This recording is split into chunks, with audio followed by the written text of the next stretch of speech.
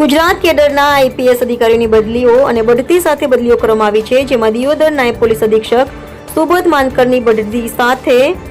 ગાંધીનગર ખાતે કોસ્ટગાર્ડમાં બદલી થતાં દિયોદર ખાતે આવેલા લોહાણા સમાજની વાડીમાં વિદાય સમારંભ યોજાયો હતો, જેમાં દિયોદર સ્ટેટ રાજવી અને દિયોદર ગ્રામ પંચાયતના સરપંચ ગિરિરાજસિંહ વાઘેલા, થરા સ્ટેટ રાજવી અને પૂર્વ થરા નગરપાલિકા પ્રમુખ ઋતિરાજસિંહ વાઘેલા,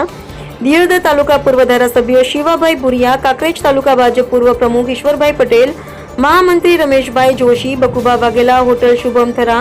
ચેણુભા વાઘેલા, યુવા ઉપપ્રમુખ જિલ્લા ભાજપ સહિત અન્ય સામાજિક અને રાજકીય આગેવાનો સાથે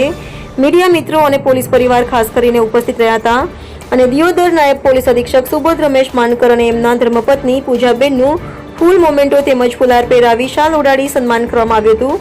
જેમાં ઉપસ્થિત મહેમાનો દ્વારા ડોક્ટર સુબોધ માનકરની સુંદર કામગીરી અને તટસ્થ તપાસ માટે પ્રશંસા કરી આભાર વ્યક્ત કર્યો હતો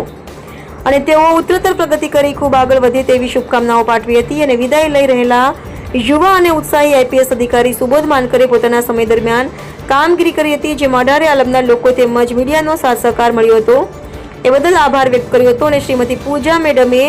દિયોદર ડિવિઝન પોલીસ પરિવાર સાથે દિયોદરની જનતા જનાર્દનનો દિલથી આભાર માન્યો હતો અને તેમણે કહ્યું હતું કે મને લગ્નમાં 1 વર્ષ થયું અને આખું વર્ષ કેવી રીતે પસાર થયું તે પણ ખબર ન રહી અને પ્રમોશન આવતા વિદાય સમારંભ યોજાયો ત્યારે દરેકનો આભાર માન્યો હતો।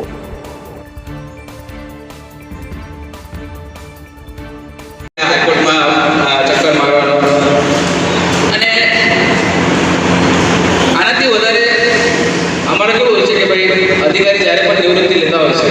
એમાં સૌથી ઇમ્પોર્ટન્ટ કોણ હોય છે કે ભાઈ એક તમારી સાથે તમે બેલ મારો એન્ક્વાયરી કરવાનું કે અમે પોલીસ ખાતામાં જે કોઈની ભૂલ થતી હોય છે તો એમાં એસપી સાહેબ અને આઈજી સાહેબ એન્ક્વાયરી આપે છે કે તપાસ કરીને આપો। એમાં સુરેશભાઈ અને જોગાજી અત્યારે હાજર છે, એમનું આટલું સરસ કામ છે। એમાં પણ ખાસ જોગાજી રજાનો દિવસ હોય, રવિવાર હોય, દિવાળીનો દિવસ હોય, કોઈ દિવસ એમને ઓફ